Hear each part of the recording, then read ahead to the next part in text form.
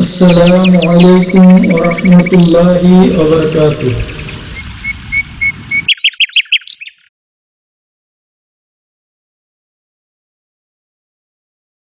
بسم الله الرحمن الرحيم. পরম করুণাময় অসীম দয়ালু আল্লাহর নামে শুরু করছি। ইসলামিক কালচারাল সেন্টার দাম্মাম মহান আল্লাহর অশেষ রহমতে আল কোরআন এবং সহিহ হাদিসের আলোকে সঠিকভাবে ইসলাম ধর্ম শিক্ষা দেওয়ার এক অনন্য প্রতিষ্ঠান।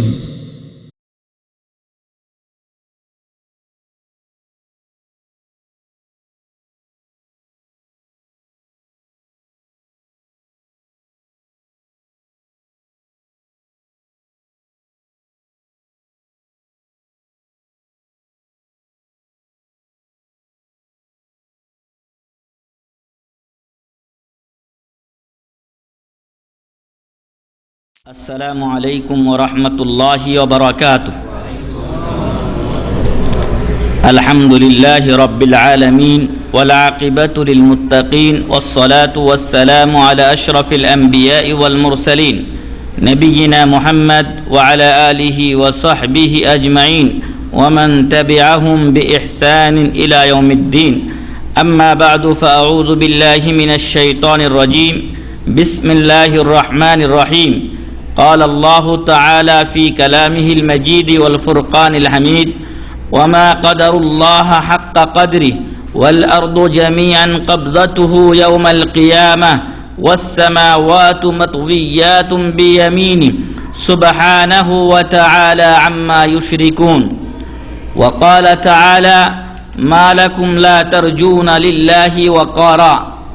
যাবতীয় প্রশংসা গুণগান একমাত্র সেই মহান রব্বুল আলামিনের জন্য, যিনি আমাদেরকে আশরাফুল মাখলুকাত সৃষ্টির সেরা জীব করে সৃষ্টি করেছেন এবং আমাদের হেদায়েতের জন্য যুগে যুগে নবী ও রাসূল প্রেরণ করেছেন এবং তাদেরকে আসমানি কিতাব দিয়েছেন। সেই মহান রব্বুল আলামিনের শুকরিয়া আদা করি আলহামদুলিল্লাহ। দরুদ ও শান্তির ধারা বর্ষিত হোক বিশ্বনবী মুহাম্মদুর রাসূলুল্লাহ সাল্লাল্লাহু আলাইহি ওয়াসাল্লামের উপরে, যে নবী তার উপরে অর্পিত নবুয়ত ও রিসালাতের দায়িত্ব সঠিকভাবে আমাদের কাছে পৌঁছে দিয়েছেন। সেই রাসূলের উপরে আমরা দরুদ পেশ করি সাল্লাল্লাহু আলাইহি ওয়াসাল্লাম। মহান রব্বুল আলামিন তিনি খালেক আর আমরা মাখলুক। তিনি স্রষ্টা, আমরা সৃষ্টি। উনি রাজ্জাক, রিজিক দাতা, আর আমরা মারজুক, আমরা রিজিক গ্রহণকারী। আমরা গ্রহণ করি, আমরা আল্লাহর রিজিক ভক্ষণ করি। মহান রব্বুল আলামিন মুনঈম, নিয়ামত দাতা, আর আমরা হলাম মুনআম আলাই, আমাদের উপরে আল্লাহ নিয়ামত দিয়েছেন। আর এসব কিছুর বিনিময়ে মহান রব্বুল আলামিন আমাদেরকে কিছু আদেশ করেছেন যেগুলো পালন করতে হবে, আর কিছু নিষেধ করেছেন যেগুলো থেকে বিরত থাকতে হবে। এছাড়া আল্লাহ তাআলা আমাদের কাছে আর কিছু চান না। মহান রব্বুল আলামিন বলছেন, ওয়ামা খালাকতুল জিন্না ওয়াল ইনসা ইল্লা লিয়াবুদুন। জিন এবং ইনসানকে আমি কেবলমাত্র আমার ইবাদতের জন্য সৃষ্টি করেছি। যখন আপনি আল্লাহর আদেশকৃত কাজ পালন করবেন, ইবাদত, এতে আপনার নেকি আছে। যখন আপনি আল্লাহর নিষেধকৃত, রাসূলের নিষেধকৃত কোনো কাজ থেকে বিরত থাকবেন এই নিয়তে যে আল্লাহ ও রাসূল এ থেকে আমাদেরকে নিষেধ করেছেন, তাহলে সেটাও ইবাদত, সেটাও ইবাদত। কিন্তু যদি আপনি কোনো হারাম বস্তু থেকে বিরত থাকছেন, আল্লাহ ও রাসূলের নিষেধ মানার জন্য নয়, বরং ডাক্তার আপনাকে বলেছেন যে আপনি যদি আবার ধূমপান করেন তাহলে আপনার জীবন শেষ হয়ে যেতে পারে, আপনি এই জিনিসটা আর খাবেন না, যে হারাম জিনিসটা আপনি খেতেন এটা আর খাবেন না। আপনি বিরত থাকলেন কি জন্য? আপনার সুস্বাস্থ্যের জন্য, আল্লাহ ও রাসূলের নিষেধ মানার জন্য নয়। ফলে আপনি একটা খারাপ কাজ থেকে বিরত থাকলেন ঠিক, কিন্তু নেকি পাবেন না। যদি আল্লাহ ও রাসূলের নিষেধ থেকে বিরত থাকার জন্য আপনি কোনো কাজ ত্যাগ করেন, সেটাও আপনার জন্য ইবাদত। কিন্তু যখন আল্লাহর আদেশকৃত কাজ, রাসূলের আদেশকৃত কাজ পালন করা না হয়, তখন সেটাও পাপের কাজ।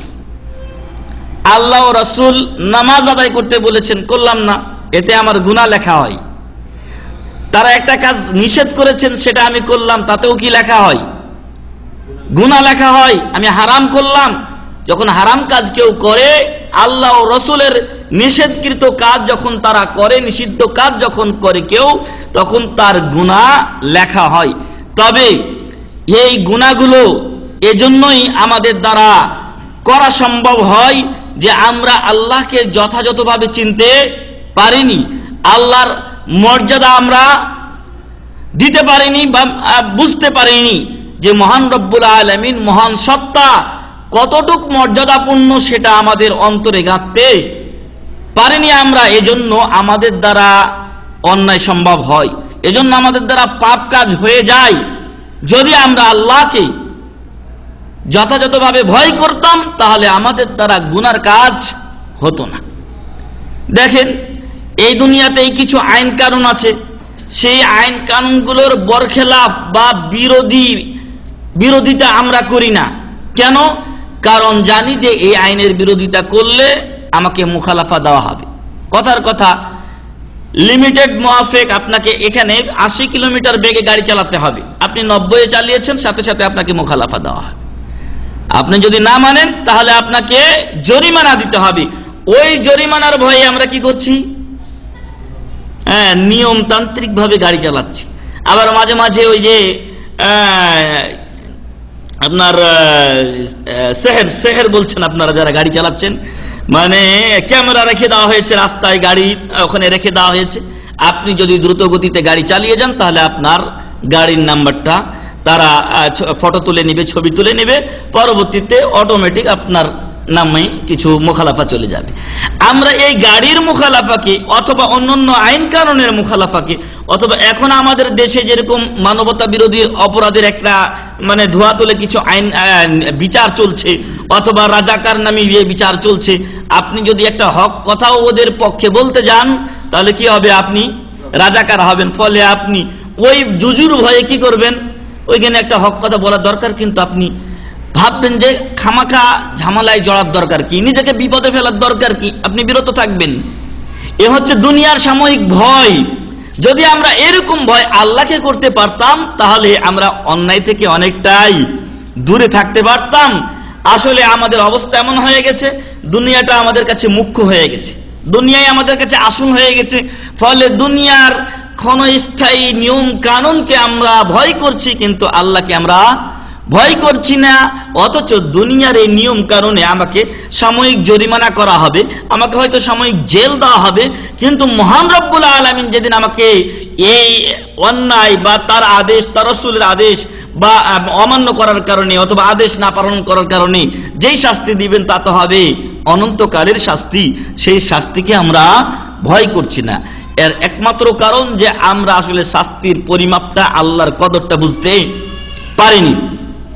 তাই মহান রব্বুল আলামিন মহাগ্রন্থ আল কোরআনুল কারীমে বলছেন, সূরাতুজ জুমারের ৬৭ নম্বর আয়াতে, ওয়ামা কাদারুল্লাহ হাক্কা কাদরি, মানুষ আল্লাহকে যথাযথ মর্যাদা দিতে পারেনি, আল্লাহকে ভালোভাবে চিনতে পারেননি, সম্মান যেটা আল্লাহর সেটা দিতে পারেনি। যদি দিতে পারতো মানুষ, তাহলে আল্লাহর অবাধ্য হতো না, আল্লাহর আদেশকৃত কাজ তারা পালন করত।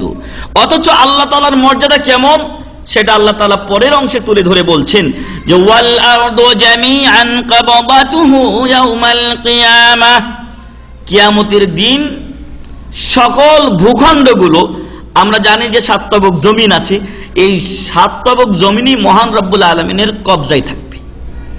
আল্লাহর কবজা আল্লাহর মতো, তবে এই যে কবজা আমরা যেরকম ধরি, আল্লাহ তাআলার যে কবজা, সেই কবজার তার নিয়ন্ত্রণে, তার মুষ্টির ভিতরে এই সকল দুনিয়া, সকল জমিন সমূহ কিয়ামতের দিন আল্লাহর কাছে থাকবে। তাহলে আল্লাহর কোনো পাওয়ার নেই, আল্লাহর ক্ষমতা নেই নাকি? যেই জমিনের সামান্য এক টুকরা আমরা হাতে নিতে পারি না, যে কেউ আছে, সে যে কোনো শক্তিশালী ব্যক্তি হোক না কেন, যদি সে চেষ্টা করে যে আমি 7 তবক জমিন পর্যন্ত একটা 1 মিটার চতুর্দিক দিয়ে এই জায়গাটুকু আমি উঠিয়ে হাতের মধ্যে নিব, পারবে? পারবে না। কিন্তু মহান রব্বুল আলামিন এই 7 তবক জমিন সবকিছুই তার কবজার মধ্যে থাকবে। তারপর আল্লাহ বলছেন ওয়াসসামাওয়াতু মাতউইয়াতুম বিয়ামিনি, আল্লাহর ডান হাতে কিয়ামতের দিন যত আসমান আছে, ওয়াসসামাওয়াত, সামাউন হচ্ছে এক বচন আর সামাওয়াত হচ্ছে বহু বচন, যত আসমান, 7 আসমান আল্লাহ তাআলার ডান হাতে মাতউইয়াত বলা হয়। মাতবিয়া যেগুলো ওই যে আপনারা লিফলেটে করেন না, এগুলোকে আরবিতে বলা হয় মাতবিয়া, কারণ এটা পেঁচিয়ে রাখা যায়। তো আল্লাহ তাআলার হাতে, ডান হাতে কিয়ামতের দিন এরকম 7 আসমান পেঁচানো থাকবে। আল্লাহু আকবার। এগুলো আল্লাহর কাছে কিছুই মনে হবে না। সুবহানাহু ওয়া তাআলা আম্মা ইউশরিকুন, মহান রব্বুল আলামিন অতি পুত পবিত্র। আর যে সকল বিষয়ে এই মানুষেরা না বুঝে না জেনে আল্লাহর সাথে কাউকে শরীক করে, ওগুলো থেকে আল্লাহ পবিত্র। সূরাতুজ জুমার 67 নম্বর আয়াত, সূরাতুন নূহের 13 নম্বর আয়াতে আল্লাহ তাআলা নূহ আলাইহিস সালামের ভাষায় ঘোষণা করছেন। নূহ আলাইহিস সালাম তার কওমকে বলেছিলেন, মালাকুম লা তারজুনা লিল্লাহি ওয়াকারা, তোমাদের কি হলো যে তোমরা আল্লাহর মর্যাদাকে বুঝতে চেষ্টা করছো না? আল্লাহর মর্যাদাকে তোমরা বোঝার চেষ্টা করো, তাহলে দুনিয়া এবং আখিরাত উভয় জগতের কল্যাণ তোমরা লাভ করতে পারবে, অর্জন করতে পারবে।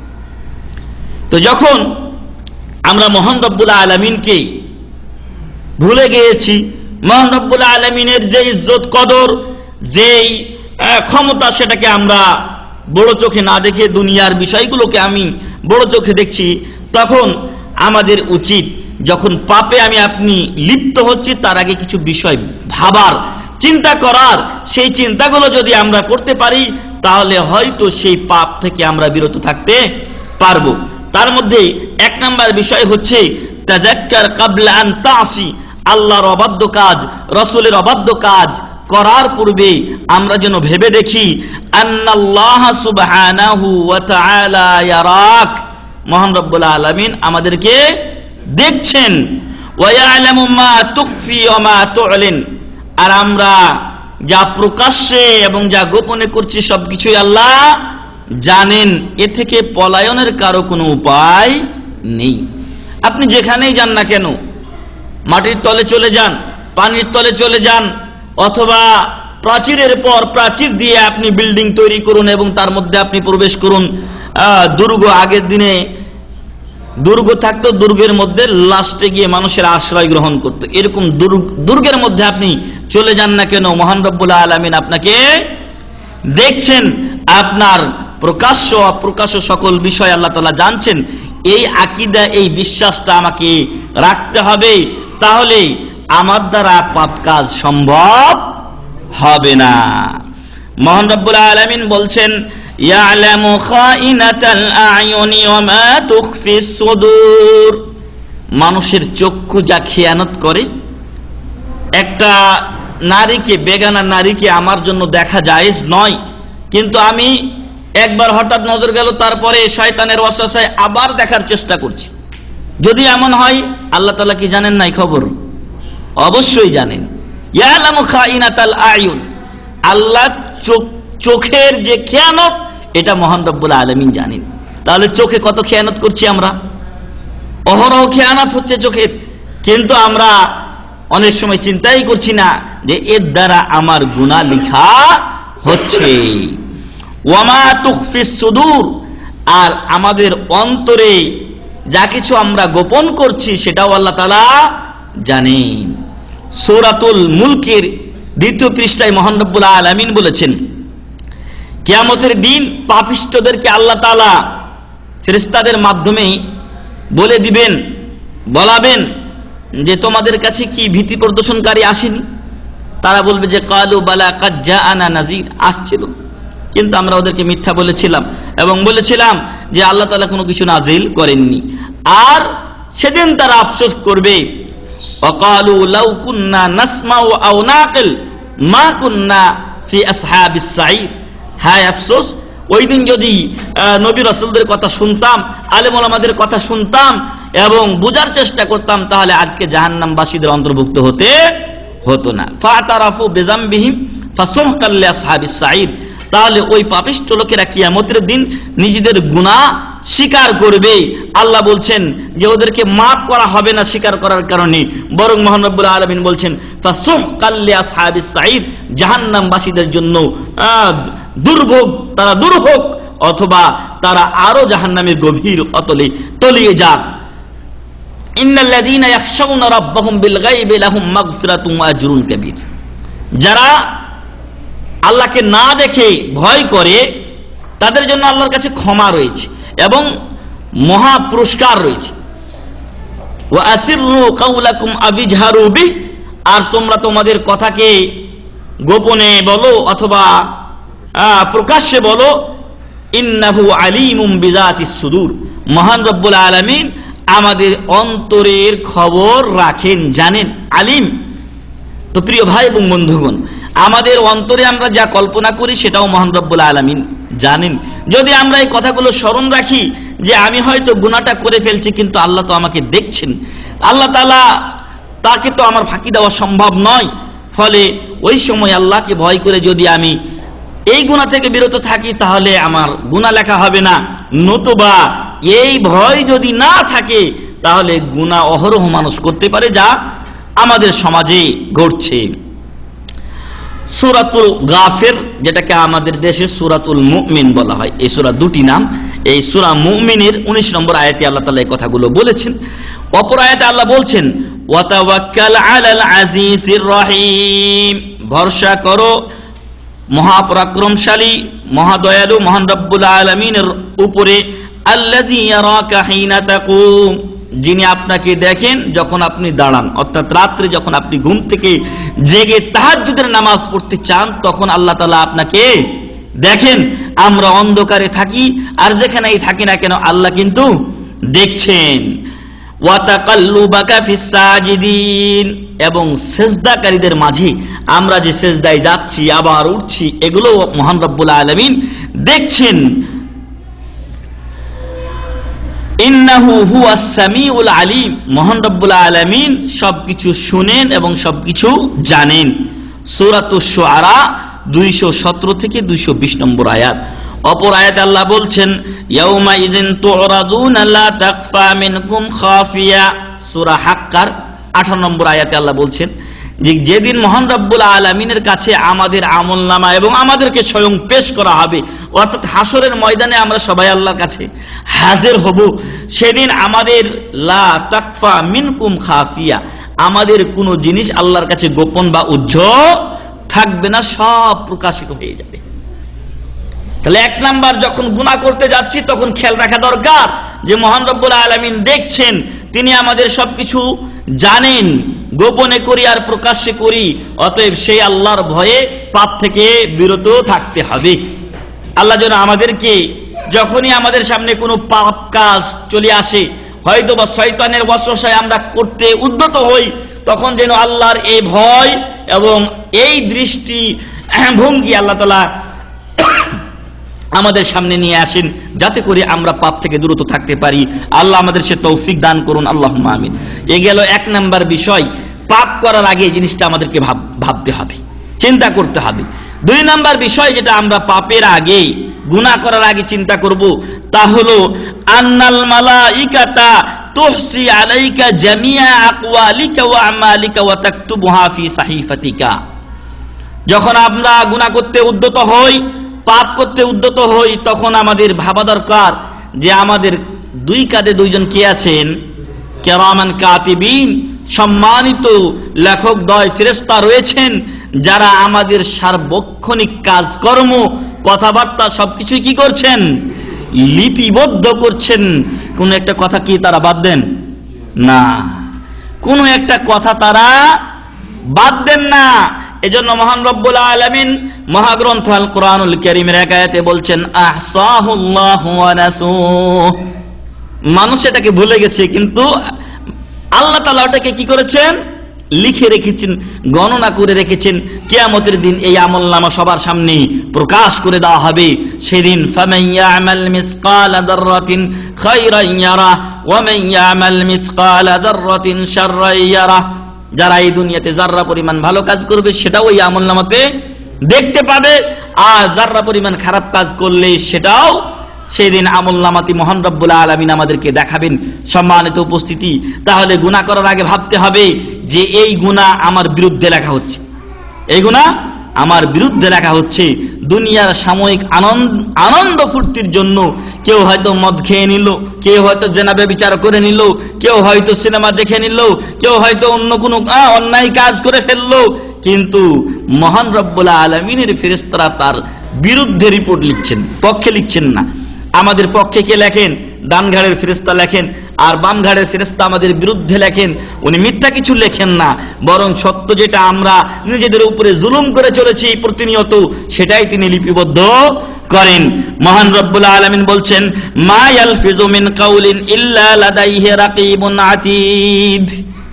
মানুষ কোনো কথা বলে না, কিন্তু তার কাছে শক্তিশালী এবং পর্যবেক্ষক একটা পাহারাদার দারোয়ান রয়ে গেছে। তারাই হলেন কিরামান কাতিবিন। তারা আমাদের যাবতীয় আমলগুলো সব সময় লিখতেই আছেন। সূরাত কাফ 18 নম্বর আয়াত।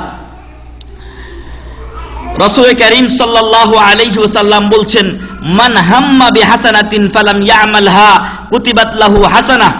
যে ব্যক্তি কোনো ভালো কাজের খালি চিন্তা ভাবনা করে, চিন্তা করতেছে যে এই কাজটা আমি করব বলে প্ল্যান প্রোগ্রাম করছি, কিন্তু ওই কাজটা সে করেনি, মুজাররদ শুধুমাত্র আপনি চিন্তা গবেষণা করার কারণে, চিন্তা ভাবনা করার কারণে একটা নেকির কাজের, ভালো কাজের সাথে সাথে আপনার আমলনামায় ডান ঘাড়ের ফেরেশতা কি করে দেন?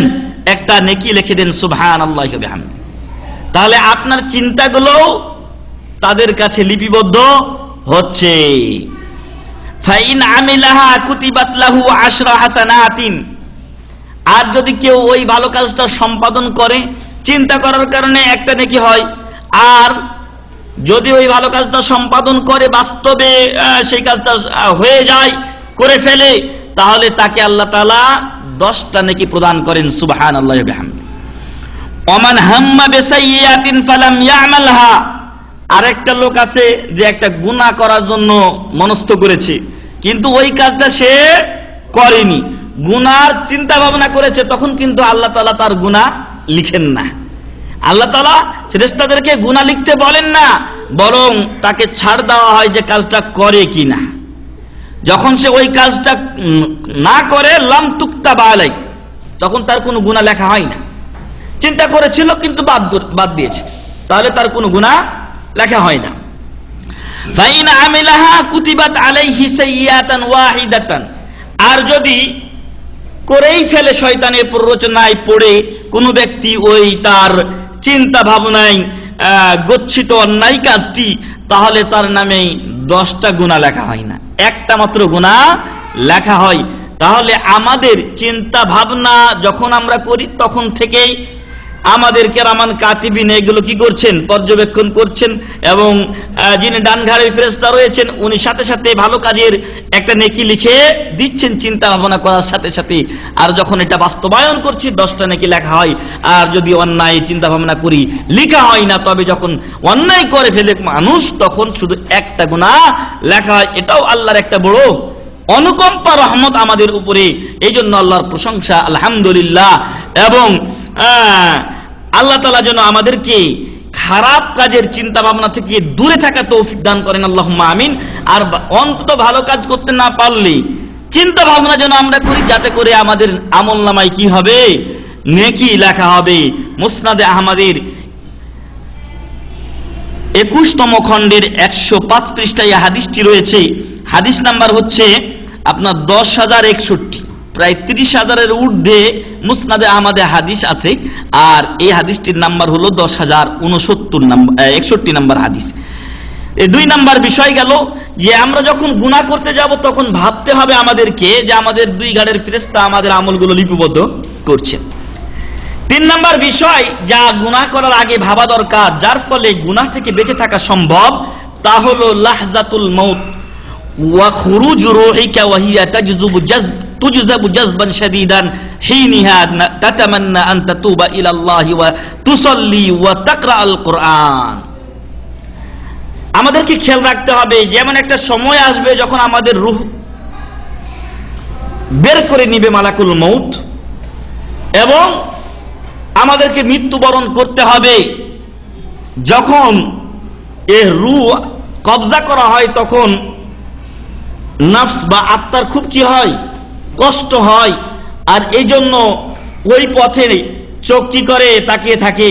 আল্লাহ রাসূল সাল্লাল্লাহু আলাইহি সাল্লাম বলেন যে যখন কারো রূহ কবজ করে না হয় তখন ওই যে দিক দিয়ে রূহটা নিয়ে যাওয়া হয় চোখ সেদিকে তাকিয়ে থাকে। অতএব যখন দেখবে তোমাদের কারো কোনো ব্যক্তি মারা গেছে আর তার চোখগুলো খোলা আছে, তাহলে চোখগুলো কি করবে, বন্ধ করে দিবে।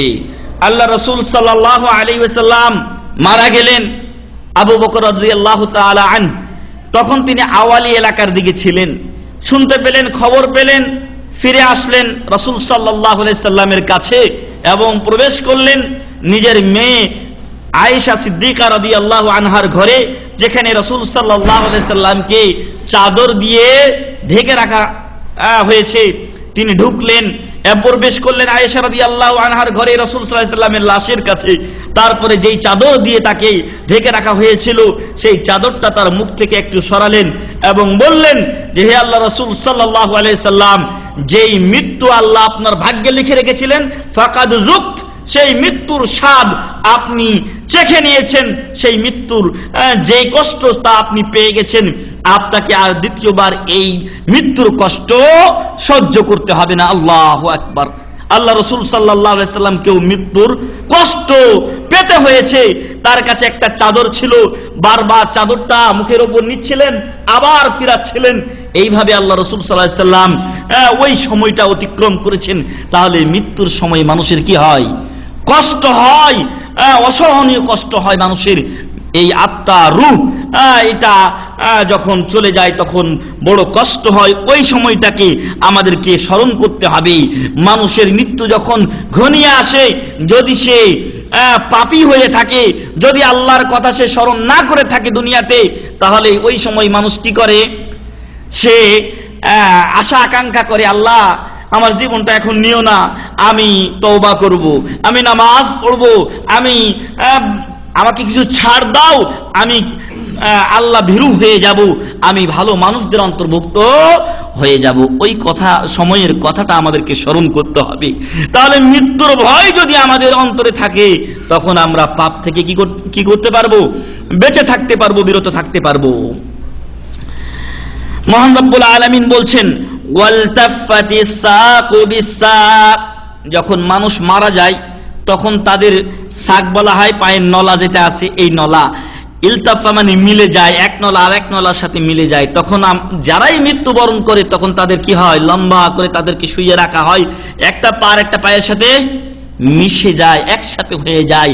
দুনিয়াতে কত লম্পজম্প করেছে এই পা দিয়ে, কিন্তু মরার সাথে সাথে ইলতাফাতিস সাকু বিসাক, পায়ের এক নলা আর এক নলার সাথে মিশে গেছে। আজকে আর চলার কোনো গতি নেই, শক্তি নেই। ইলা রাব্বিকা ইয়াউমা ইযিনিল মাসাক, আজকে কোথাও আর যাওয়ার জায়গা নেই। কোথায় যেতে হবে? ইলা রাব্বিক, মহান রব্বুল আলামিনের কাছে আজকে উপস্থিত হতে হবে। এই দিনটা আমাদেরকে, এই মুহূর্তটা আমাদেরকে স্মরণ করতে হবে, তাহলে আমরা পাপ থেকে বিরত থাকতে পারবো। পাপের সময় মানুষের এগুলো খেয়াল থাকে না। শয়তান মানুষকে এত প্ররোচনা দেয় এবং এত আশা আকাঙ্ক্ষা দেয় যে এটাই তোমার জন্য আনন্দের মুহূর্ত, কেন তুমি এই আনন্দকে হাতছাড়া করবে? যেমনটি কসম করে শপথ করে বলেছিল আদম আলাইহিস সালামকে, এবং বলেছিল শয়তান যে আমি কি তোমাদেরকে এমন একটা গাছের কাছে কথা বলে দিব না যেই গাছের কাছে গেলে তোমরা চিরস্থায়ী জান্নাতে থাকতে পারবে? এবং মহান রব্বুল আলামিন এজন্যই তোমাদেরকে নিষেধ করেছেন যাতে তোমরা জান্নাতে চিরস্থায়ী না হয়ে যাও। আল্লাহু আকবার। শয়তানের রংচং করা কথায় আদম আলাইহিস সালাম বিশ্বাস করে আল্লাহ তাকে যেটা নিষেধ করেছিলেন সেটাই তিনি করেছিলেন, ফলে জান্নাত থেকে তাকে বের করে দেওয়া হয়েছিল। প্রিয় ভাই এবং বন্ধুগণ, এই কথাগুলো স্মরণ করতে হবে, তাহলে পাপ থেকে বেঁচে থাকা যাবে। এই আয়াত দুটি হচ্ছে সূরাতুল কিয়ামার 29 এবং 30 নম্বর আয়াত। অপর আয়াতে মহান রব্বুল আলামিন বলেছেন, হাত্তা ইযা জাআ আহাদাহুমুল মাউতু ক্বালা রাব্বিরজিউন, পাপিষ্ঠদের কারো কাছে যখন মৃত্যু আগমন করে তখন সে বলে, রব্বি, আমার রব, এর মাঝে আর প্রাচীর রেখে দেওয়া হয়েছে, এরা কিয়ামত পর্যন্ত আর দুনিয়াতে আসবে না।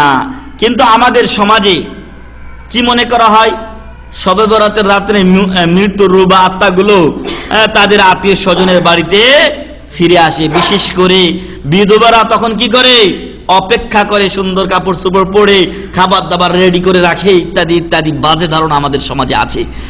ওই আকীদাটা কোরআনের এই আয়াতের স্পষ্ট বিরোধী, ফলে সেটা মহান রব্বুল আলামিনের বিরুদ্ধে অবস্থান নয় কি? এই জন্য সাবধান সতর্ক হতে হবে। তো মহান রব্বুল আলামিন বলছেন যে ওরা কিয়ামত পর্যন্ত আর ছাড় পাবে না দুনিয়াতে আসার। ফাইদা নুফিকা ফিস সূরি ফালা আনসাবা বাইনাহুম ইয়াউমাইযিন ওয়ালা ইয়াতাসাআলুন, আর কিয়ামতের দিন, যেদিন কিয়ামত সংঘটিত হবে আর ইসরাফিল আলাইহিস সালাম সিংহায় ফুৎকার দিবেন, সেদিন দুনিয়াতে মানুষ, আমি মোল্লা বংশ, আমি শেখ বংশ, আমি উমুক বংশ, আমি ভুইয়া বংশ, উমুক বংশ ইত্যাদি গাতানি আর এই জহরানি ইত্যাদি এদেশে যেগুলো আছে, এগুলো ফালা আনসাবা ইয়াউমাইযিন, কিয়ামতের দিন এরকম কোন নসবনামা থাকবে না। ওয়ালা ইয়াতাসাআলুন, এবং একজন আরেকজনকে সেদিন এই প্রশ্ন জিজ্ঞাসাও করবে না যে ভাই আব্দুল্লাহ বা আব্দুর রহমান, আপনি কোন বংশের লোক গো? সেদিন কিয়ামতের দিন এগুলো কেউ জিজ্ঞাসা করবে না। অতএব প্রিয় ভাই এবং বন্ধুগণ, বংশের মাধ্যমে কারো মর্যাদা উঁচু হয় না। মর্যাদা উঁচু হয় কিসের মাধ্যমে? তাকওয়া ও পরহেজগারিতার মাধ্যমে। মহান রব্বুল আলামিনের রাসূল মুহাম্মদ সাল্লাল্লাহু আলাইহি সাল্লাম বলছেন, লা ফাদলা লিআরাবিয়্যিন আলা আজামিয়্যিন ইল্লা বিত্তাকওয়া, আরবি ভাষার লোক হয়েছে বলে ওর মর্যাদা বেশি না। আল্লাহ রাসূল সাল্লাল্লাহু আলাইহি ওয়াসাল্লাম বলছেন, লা ফাদলা লিআরাবি, কোন আরবি ভাষী লোকের মর্যাদা নেই, আলা আজামিয়্যিন, অনারবের উপরে, ইল্লা বিত্তাকওয়া, তাকওয়া ব্যতীত। যদি আরবি ব্যক্তির তাকওয়া বেশি হয় তাহলে সে অনারবের চাইতে সম্মানিত হবে, কিন্তু অনারব ব্যক্তির যদি তাকওয়া বেশি হয় তাহলে সে আরবের উপরে কি হবে? সম্মানিত হবে। একজন লোক মক্কায় থেকে নামাজ পড়ে না, কিন্তু আরেকজন লোক, আমি ওই কক্সবাজার বা রাঙ্গামাটির প্রত্যন্ত অঞ্চল পর্যন্ত গিয়েছি, যেখানে আপনার খাবার দাবার ভালোভাবে সঠিকভাবে অনেক সময় পাওয়া যায় না, বাজারে যাওয়ার জন্য অনেক কষ্ট করতে হয়। রাঙ্গামাটি শহরে আসতে হলে 7 ঘন্টা খালি ওই ট্রলারে চড়ে থাকতে হয়। ওই প্রত্যন্ত অঞ্চলেও যদি একজন লোক আল্লাহকে ভালোভাবে ডাকে, ওই ব্যক্তিও কি হতে পারে? এই মক্কায় অবস্থানকারী বেনামাজির চাইতে সম্মানিত হতে পারে। এই জন্যই মহান রব্বুল আলামিন বলেছেন, ইন্না আকরামাকুম ইনদাল্লাহি আতকাকুম, তোমাদের মধ্যে মহান রব্বুল আলামিনের নিকটে সেই ব্যক্তি সবচাইতে সম্মানিত যার তাকওয়া পরহেজগারিতা বেশি।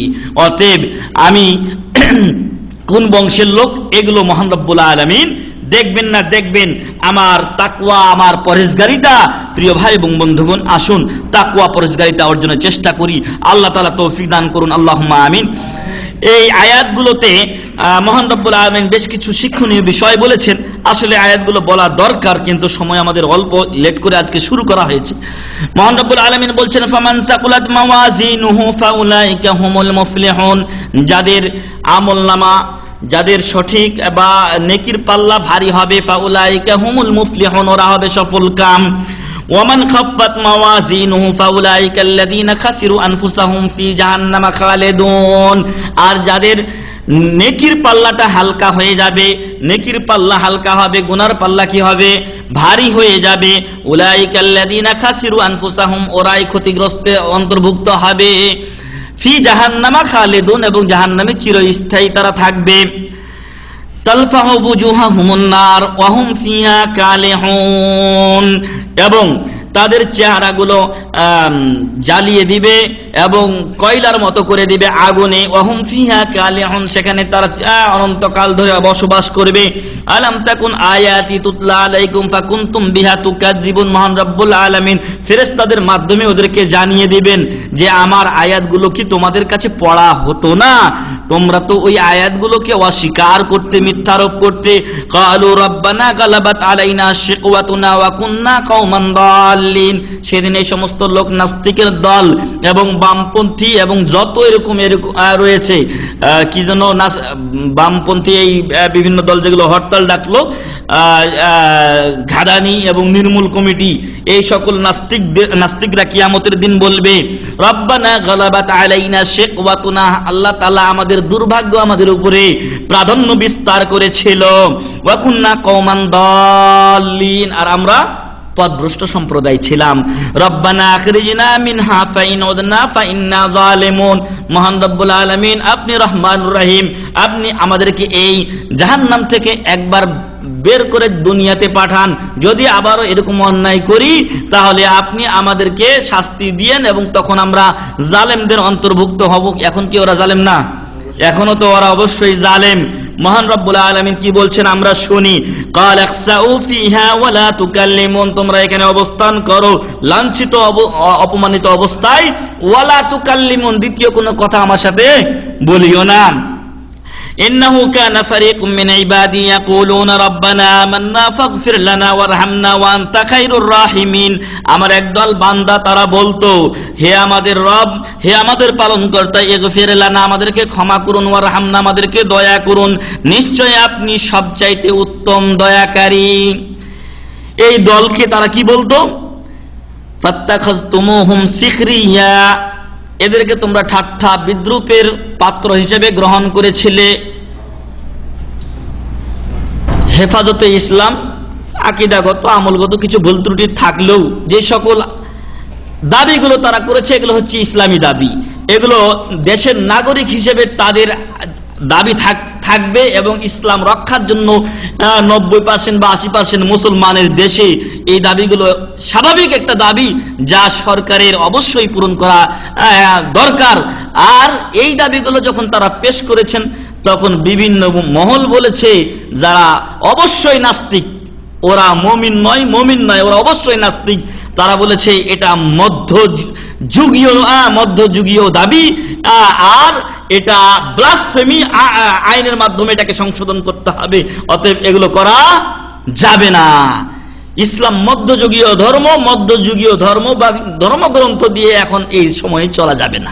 ওরা সরাসরি বলতে পারে যে আমরা কোরআন মানি না, আমরা নাস্তিক, কিন্তু কেন ওরা ইসলাম ধর্ম, ওদের যে প্রত্যেকটাই আপনাদের পাসপোর্ট আর বিভিন্ন জায়গাতে যে লেখা আছে যে ধর্ম কি, ও লিখছে ইসলাম, কেন ইসলাম লেখা দরকার? তুমি ধর্ম লিখে দাও আলমানি, তুমি কোনো দিনই মানো না, অথবা তুমি লিখে দাও খ্রিস্টান, তোমাদের ইসলাম ধর্ম লেখার দরকার কি? যদি আল্লাহ ও রাসূলকে তোমরা গালি দাওকে সাপোর্ট করো তাহলে তোমাদের ইসলাম ধর্ম লেখার কোনো অধিকার নেই।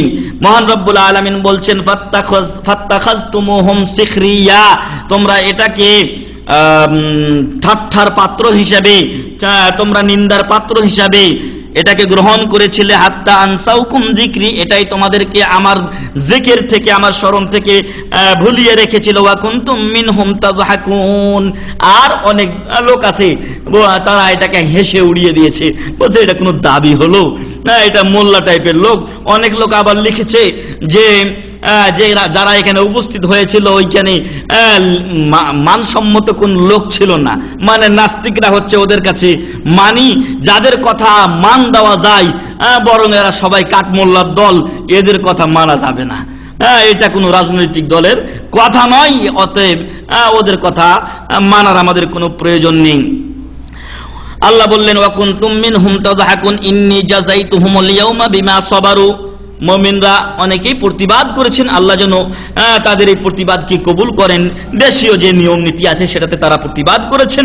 অনেক লোক আছেন যারা দোয়া করছেন এই নাস্তিকদের বিরুদ্ধে, অনেকেই ধৈর্য ধারণ করেছেন। আমরা যারা বিদেশে আছি তাদের তো আমরা ওইখানে গিয়ে আর উপস্থিত আমরা হতে পারছি না, এবং এগুলোর মাধ্যমে যে নাস্তিক সরকার বর্তমানে আছে তারা তাদের কথাও শুনছে না। মহান রব্বুল আলামিন বলছেন যে যেহেতু তারা দুনিয়াতে ধৈর্য ধারণ করেছিল তাদেরকে আমি প্রতিদান দিয়েছি, আন্নাহুম হুমুল ফাইজুন, এরাই হলো আজকে সফল কাম। যাদেরকে তোমরা দুনিয়ায় ঠাট্টা বিদ্রুপ করতে তারা হলো সফল কাম। ক্বালা কাম লাবিসতুম, এগুলো আমরা বললাম না। তো প্রিয় ভাই এবং বন্ধুগণ, 3 নাম্বার যে বিষয়টি মনে রাখতে হবে যে মৃত্যু আসবে, এ থেকে কারো রেহাই নেই, নাজাত নেই, মুক্তি নেই, তাহলে আমরা গুনাহ থেকে দূরে থাকতে পারবো। 4 নাম্বার যে বিষয়টা আমরা খেয়াল রাখবো সেটা হলো কবর এবং কবরের আযাব, এগুলো স্মরণ করতে হবে। কবরের আযাব সত্য, এবং কবরে যখন আমরা যাব তখন আমাদের সাথী হবে মাত্র একটি জিনিস। রাসূল সাল্লাল্লাহু আলাইহি ওয়াসাল্লাম বলছেন, মানুষ যখন মারা যায় তখন তার সাথে 4 নাম্বার বিষয় হচ্ছে যে কবরের আযাবে বিশ্বাসী হতে হবে, এবং কবরের ভয়াবহ আযাব হয় এটাও বিশ্বাস করতে হবে। আল্লাহ রাসূল সাল্লাল্লাহু আলাইহি ওয়াসাল্লাম 2টি কবরের পাশ দিয়ে যাচ্ছিলেন এবং বললেন, ইন্নাহুমা লা ইউআযাবান, ওদের দুজনকে শাস্তি দেওয়া হচ্ছে, তবে কঠিন কোনো বিষয় যা থেকে বেঁচে থাকা তাদের জন্য বহু বড় বিষয় ছিল এমন কোনো বিষয়ে তাদেরকে শাস্তি দেওয়া হচ্ছে না। একজন চগলখড়ি করে বেড়াতো, আর আরেকজন পেশাব থেকে বিরত থাকতো না, পবিত্র থাকতো না। পেশাব করার সময় পেশাব ছিটে এসে তার গায়ে লেগে যেত। তাই এই 2টি বিষয়ে আমাদেরকে সাবধান সতর্ক হতে হবে। তো কবরের আযাব সত্য। একজন ইহুদি মহিলা এসে রাসূল সাল্লাল্লাহু আয়েশা রাদিয়াল্লাহু আনহাকে কি যেন কথা বললেন, তো শেষে ওই মহিলা দোয়া করছেন যে আআযা কিল্লাহ মিন আযাবিল কবর। আয়েশা রাদিয়াল্লাহু আনহাকে বলছে, আল্লাহ আপনাকে কবরের আযাব থেকে হেফাজত করুন। আল্লাহু আকবার।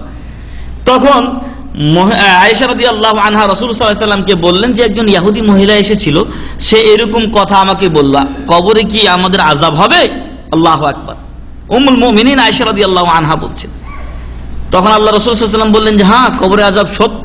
এরপর থেকে আল্লাহ রাসূল সাল্লাল্লাহু আলাইহি ওয়াসাল্লাম ওই যে আমরা দোয়া মাসুরা পড়ি, সেখানে যে একটা দোয়া আছে, আল্লাহুম্মা ইন্নী আউযু বিকা মিন আযাবি জাহান্নাম ওয়া আউযু বিকা মিন আযাবিল কবর।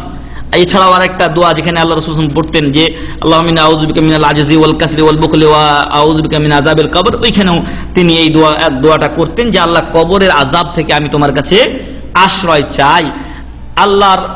আল্লাহর নবীর সবচাইতে কাছের যে সকল লোক ছিলেন তাদের মধ্যে একজন ছিলেন ওসমান রাদিয়াল্লাহু আনহু, যার লকব ছিল, উপাধি ছিল যিন্নুরাইন। রাসূল সাল্লাল্লাহু আলাইহি ওয়াসাল্লামের 2 মেয়েকে তিনি বিয়ে করেছিলেন। প্রথমে রুকাইয়াকে বিয়ে করলেন, মারা গেল, তারপরে উম্মে কুলসুম কে বিয়ে করলেন রাসূল সাল্লাল্লাহু আলাইহি ওয়াসাল্লাম। পরবর্তীতে উম্মে কুলসুমও মারা গিয়েছিলেন। রাসূল সাল্লাল্লাহু আলাইহি ওয়াসাল্লাম বলেছিলেন যে যদি আমার আরো একটা মেয়ে থাকতো তাহলে আমি তার সাথে দিয়ে দিতাম। আল্লাহু আকবার। সেই যিন্নুরাইন ওসমান বিন আফফান রাদিয়াল্লাহু আনহু যখন কবরের পাশে দাঁড়াতেন, বুক ভর্তি দাড়ি ভিজে যেত এবং এরপরে বুকে পানি চলে যেত। তাকে জিজ্ঞাসা করা হলো, বড় বড় জায়গায় বড় বড় খেদমত আঞ্জাম দিয়েছেন, কঠিন পরিস্থিতির মোকাবেলা করেছেন, আপনার চোখে পানি দেখা যায়নি, কিন্তু এই কবরের পাশে দাঁড়ালে আপনি এত কাঁদেন কেন? আপনার চোখে এত পানি আসে কেন? ওসমান রাদিয়াল্লাহু আনহু বলেছিলেন, কবর হলো আউয়ালু মানাজিলিল আখিরাহ। এই কবর পরকালের প্রথম স্টেপ। যদি এইখানে কারো উত্তর সঠিক হয়ে যায়, মান রব্বুকা মান নাবিয়ুকা মা দীনুকা, তাহলে বাকিগুলো তার জন্য কি হবে? আসান হয়ে যাবে, সহজ হয়ে যাবে। যদি এখানে কেউ নাজাত মুক্তি পেয়ে যায়, ইনশাআল্লাহ পরবর্তীগুলো তার জন্য আসান সহজ হবে, নাজাত পাবে ইনশাআল্লাহ। এজন্য এই কবরকে বলে আমার বড় ভয় হয়। আল্লাহু আকবার। তো এই কবরের আযাব সম্পর্কে সচেতন থাকতে হবে। যদি অন্যায় করি তাহলে কবরে শাস্তি দেওয়া হবে, এই ভয় থাকলে অন্যায় কেউ করবে না, দূরে থাকবে, অন্তত কিছুটা হলেও কম হবে। লম্বা একটা হাদিস আছে যেখানে সাঈদ বিন আবি সাঈদ আল মাকবুরি রাদিয়াল্লাহু আনহু আবু হুরায়রা রাদিয়াল্লাহু আনহু থেকে হাদিসটি বর্ণনা করেছেন। বলছেন সেখানে রাসূল সাল্লাল্লাহু আলাইহি সাল্লাম যে ইযা কুবিরাল মাইয়িতু আও ক্বালা আহাদুকুম আতাহু মালাকানি আসওয়াদানি আজরাকান, যখন তোমাদের কাউকে কবরে রেখে আসা হয় তখন তার কাছে 2জন ফেরেশতা আসেন, তাদের রং কেমন? আসওয়াদান, কালো কুচকুচে, আজরাকান, নীল বর্ণের, কালো এবং নীল এরকম রং হবে। ইকালু লিআহাদিহিমা আল মুনকার ওয়াল আখারু আন নাকির, একজনের নাম মুনকার আর একজনের নাম নাকির। ফায়াকুলান মা কুনতা তাকুলু ফি হাযার রাজুল। অন্য হাদিসে আছে তিনটা প্রশ্ন হবে, এই হাদিসে এই কথাই উল্লেখ করা হয়েছে, তিরমিজির হাদিস, যে তুমি এই ব্যক্তির ব্যাপারে কি বলতে, অর্থাৎ মুহাম্মদ সাল্লাল্লাহু আলাইহি সাল্লামের ব্যাপারে। ফায়াকুলু মা কানা ইয়াকুলু হুয়া আব্দুল্লাহ ওয়া রাসূলুহু আশহাদু আল্লা ইলাহা ইল্লাল্লাহ ওয়া আন্না মুহাম্মাদান আবদুহু ওয়া রাসূলুহু। ফায়াকুলান ক্বাদ কুননা না'লামু আন্নাকা তাকুলু হাযা সুম্মা ইফসাহু লাহু ফি কবরিহি 70 দিরা'আন ফি 70 সুম্মা ইউনাওয়ারু লাহু ফিহি সুম্মা ইকালু লাহু নাম ফায়াকুলু আরজি'ু ইলা আহলি ফাআখবিরহুম। তো এই দুই ফেরেশতা তাকে জিজ্ঞাসা করবেন তুমি এই লোকটার ব্যাপারে কি বলতে, অর্থাৎ মুহাম্মদ সাল্লাল্লাহু আলাইহি সাল্লামের ব্যাপারে। ওই লোক তখন বলবেন যে আমি বলতাম যে উনি হলেন আল্লাহর বান্দা এবং রাসূল মুহাম্মদ সাল্লাল্লাহু আলাইহি ওয়াসাল্লাম। তো ওই লোক মুহাম্মদ সাল্লাল্লাহু আলাইহি সাল্লাম আল্লাহর রাসূল, এটা সাক্ষ্য দিবেন। তখন এই দুইজন ফেরেশতা বলবেন যে আমরা জানতাম যে তুমি এরকম জবাব দিবে। তখন তার কবরে 70 ফি 70 জিরা'আন, অর্থাৎ জেরা বলা হয় এই আপনার হাতকে, এটা এক জেরা। তো এই 70 করে চতুর্দিকে করে দিয়ে তার কবরকে প্রশস্ত করে দেওয়া হবে। সুবহানাল্লাহি ওয়া বিহামদি। কিভাবে করে দেওয়া হবে সেটা আল্লাহ ভালো জানেন, কিন্তু তার কবরকে প্রশস্ত করে দেওয়া হবে এবং তাকে বলা হবে যে নাম, তুমি ঘুমাও। ফায়াকুলু, ওই লোক তখন বলবেন আরজি'ু ইলা আহলি ফাআখবিরহুম ফায়াকুলান নামকা নাউমাতিল আরুস আল্লাযী লা ইউকিযুহু ইল্লা আহাব্বু আহলিহি ইলাই। তো ফেরেশতাগণকে তখন ওই লোক বলবেন যে আমাকে একটু ফিরে যাওয়ার সুযোগ দাও, আমার ফ্যামিলিকে আমি সংবাদ দিয়ে আসি যে মহান রব্বুল আলামিন আমার সাথে খুব ভালো ব্যবহার করেছেন, আমি একটু সংবাদ দিয়ে আসি। তখন ওই দুইজন ফেরেশতা বলবেন যে তুমি বর যেভাবে ঘুমায় আরামে, সেরকম তুমি আরামের ঘুম ঘুমাও। তোমাকে জাগ্রত করবে তোমার কাছে সবচাইতে তোমার ফ্যামিলির যে প্রিয় পাত্র সে, হাত্তা ইয়াবাসাহুল্লাহু মিন মাজ্জাহি যালিকা, কিয়ামত পর্যন্ত সে এইভাবে আরামের ঘুম ঘুমাতে থাকবে। ওয়া ইন কানা মুনাফিকান ক্বালা সামি'তুন নাসা ইয়াকুলু ফাকুলতু মিসলাহু লা আদরি ফায়াকুলান ক্বাদ কুননা না'লামু আন্নাকা তাকুলু যালিকা। আর যদি এই লোক মুনাফিক হয়ে থাকে, যদি দিন ধর্মের উপরে আমল না করে থাকে, ইসলামের ধার না ধারে, তাহলে ওই প্রশ্ন করার সাথে সাথে যে মাযা তাকুলু আন হাদার রাজুল, এই ব্যক্তি সম্পর্কে আপনি কি বলতেন, তখন সে বলবে যে সামি'তুন নাসা ইয়াকুলুন ফাকুলতু মিসলাহু, মানুষ যেরকম বলতো, মানে ওই বছরে 2 ঈদ পালন করা আর জুম্মা আলী আর কি, জুম্মার দিন এক ওয়াক্ত নামাজ পড়া, এরকম যদি হয় তাহলে বলবে যে মানুষের ধারে ধারে আমি গেছিলাম, ওরা যেরকম করতো আমি ওইরকম করতাম। অনেক লোক আজকে আছে যারা এই কালিমা পর্যন্ত জানে না, অনেক লোক এমন আছে যারা আজান পর্যন্ত জানে না, অনেক লোক এমন আছে যারা সূরা ফাতিহা জানে না। একজন লোকের সাথে নামাজ পড়তে দাঁড়ালাম আমাদের গ্রামে, ও বাইরে থেকে বেড়াতে এসেছে, তো মামা সম্পর্কীয় লোক হয়। তো আমি আজান দিলাম, আজান দেওয়ার পরে এখন আমি ইমাম, উনি এখন বলছি যে আপনি একামতটা দেন, একামত দেন, আমি নামাজ পড়াই। তো উনি বলছেন যে মামা আমি একামতটা জানি না। আস্তাগফিরুল্লাহ। এই হচ্ছে মুসলিমের অবস্থা। এই মুসলিম দিয়ে আপনি কি করবেন? এই হচ্ছে মুসলিমের অবস্থা। তো এরকম অবস্থা যদি মানুষদের হয়, তাহলে সে বলবে যে মানুষেরা যে লাইন ধরে চলতো আমি ওই লাইন ধরে চলেছি, শুক্রবারে নামাজ পড়েছি, 2 ঈদ পালন করেছি, রমজানে মাঝে মাঝে রোজা রেখেছি, মাঝে মাঝে ছেড়েছি, এরকম অবস্থা।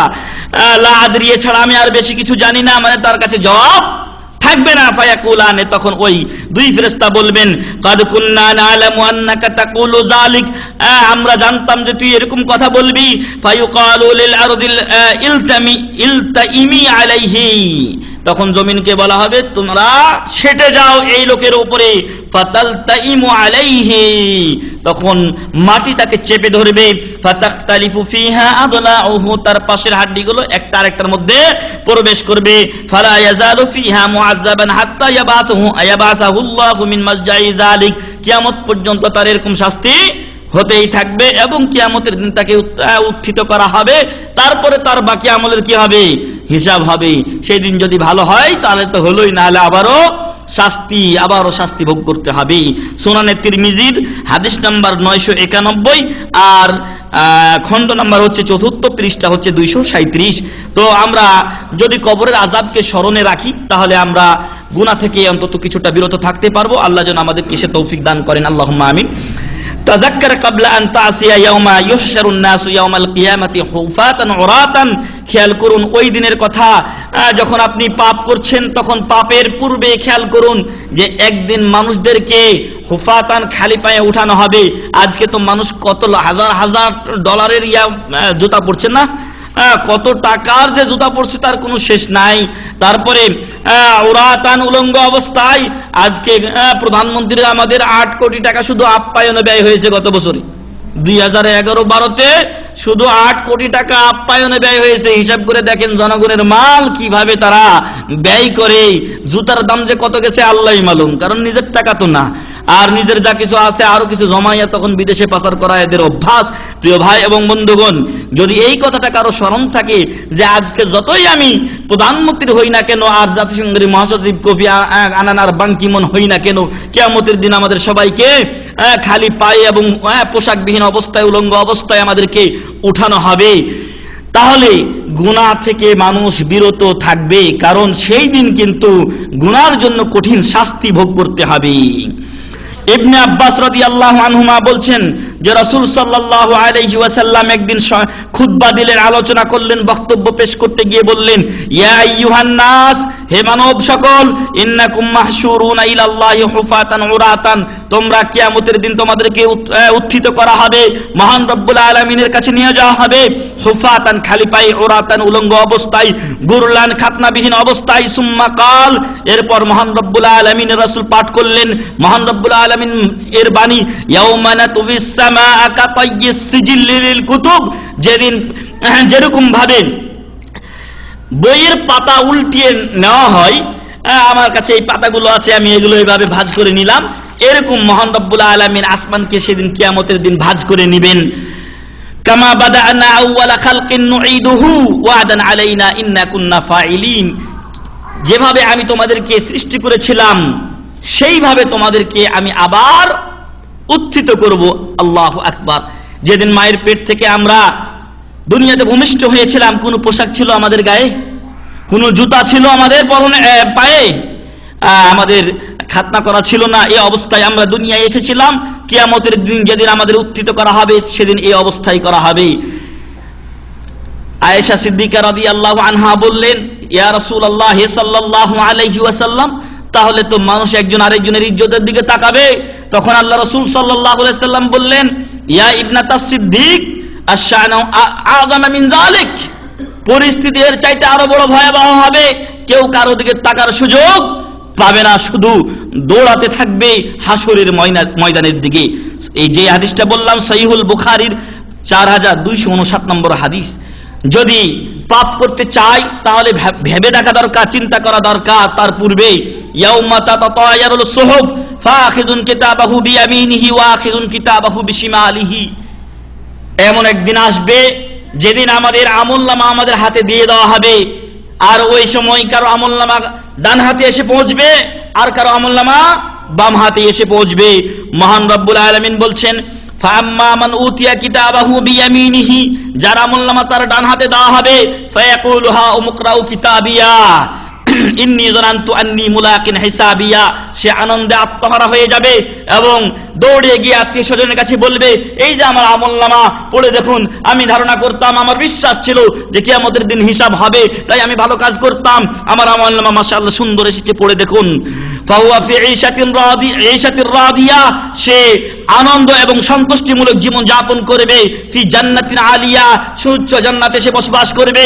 কুতুফুহা দানিয়া, যার ফলের গোছাগুলো খুব কাছে থাকবে। কুলু ওয়াশরাবু হানিআম বিমা আসলাফতুম ফিল আইয়ামিল খালিয়া, বলে দেওয়া হবে পূর্বে যে দুনিয়ার জীবন জিন্দেগিতে আমল করে এসেছিলে ওই জন্য ওর বিনিময়ে তোমরা আজকে আরামে আয়েশে খাও এবং পান করো। ওয়া আম্মা মান উতিয়া কিতাবাহু বিশিমালিহি, আর যার আমলনামা বাম হাতে দেওয়া হবে, ফায়াকুলু ইয়া লাইতানি লাম উতা কিতাবিয়া, সে ব্যক্তি বলবে হায় আফসোস যদি আজকে আমলনামা আমাকে না দেওয়া হতো। ওয়ালাম আদ্রি মা হিসাবিয়া, আমি যদি না জানতাম যে আমার হিসাব কি, আমার ভালো মন্দের হিসাব আমি যদি জানতে না পারতাম। ইয়া লাইতাহা কানাতিল কাদিয়া, দুনিয়ার জীবনই যদি আমার শেষ জীবন হয়ে যেত তাহলে কতই না ভালো হতো।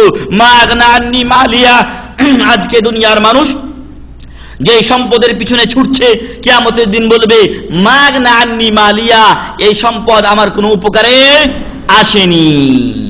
আপনারা সূরা লাহাব পড়েন, ওইখানেও বলা হয়েছে মা আগনা আনহু মালুহু ওমা কাসাব, তার ছেলে সন্তান এবং তার সম্পদ তার কোনো কাজে আসেনি। কার? আবু লাহাবের। অতএব আবু লাহাবের অবস্থা হবে তার পন্থী যত লোক যারা ধন সম্পদকে গুরুত্ব দিয়েছে কিন্তু দিন ধর্মকে গুরুত্ব দেয়নি, পরকাল কি বলে বলেছিল তাদের। হালাকান্নি সুলতানিয়া, আজকে আমার বাবার রাজত্ব আমার রাজত্ব সব চলে গেল, এই কথা কিয়ামতের দিন বলবে। খুযুহু ফাগুল্লু, মহান রব্বুল আলামিন বলবেন ওকে গ্রেফতার করো এবং ওকে বেঁধে ফেলো। সুম্মাল জাহিমা সাল্লু, এরপরে জাহান্নামে তাকে নিক্ষেপ করো।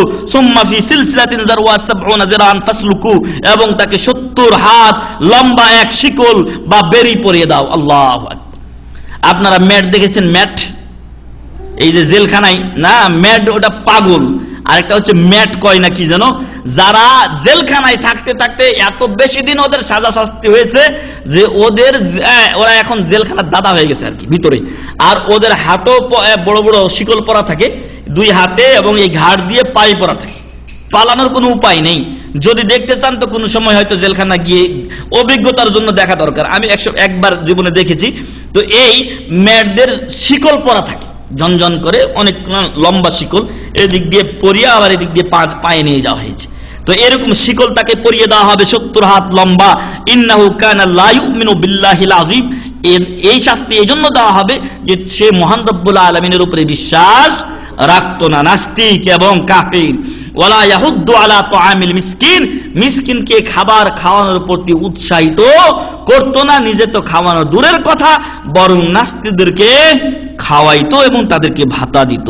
ফালাইসা লাহুল ইয়াউমা হাহুনা হামিম, আজকে এখানে আমার কাছে তার কোনো বন্ধু পাওয়া যাবে না। ওয়ালা তুআমুন ইল্লা মিন গিসলিন, পুজ ছাড়া ওদের কোনো খাবার নেই। লা ইয়াকুলুহু ইল্লাল খাতিউন, পাপিষ্ঠ ছাড়া এই খাবার কাউকে আর দেওয়া হবে না। সূরাতুল হাক্কা 19 থেকে 37 নম্বর আয়াত পর্যন্ত এই কথাগুলো বলা হয়েছে। প্রিয় ভাই এবং বন্ধুগণ, গুনাহ করতে চান তার আগে চিন্তা করুন যে এমন একদিন আসবে যেদিন সূর্যটা আমাদের মাথার 1 মাইল উপরে থাকবে। হাদিস বর্ণনাকারী বলছেন যে এই মাইলটা যে আল্লাহ রাসূল সাল্লাল্লাহু আলাইহি ওয়াসাল্লাম বলেছেন সেই মাইলটা কোন মাইল? দুনিয়ার 1 মাইল না, আরবিতে মাইল বলা হয় ওই সুরমাদানির যেই কাঠি আছে না, এটাকেও আরবিতে মাইল বলা হয়।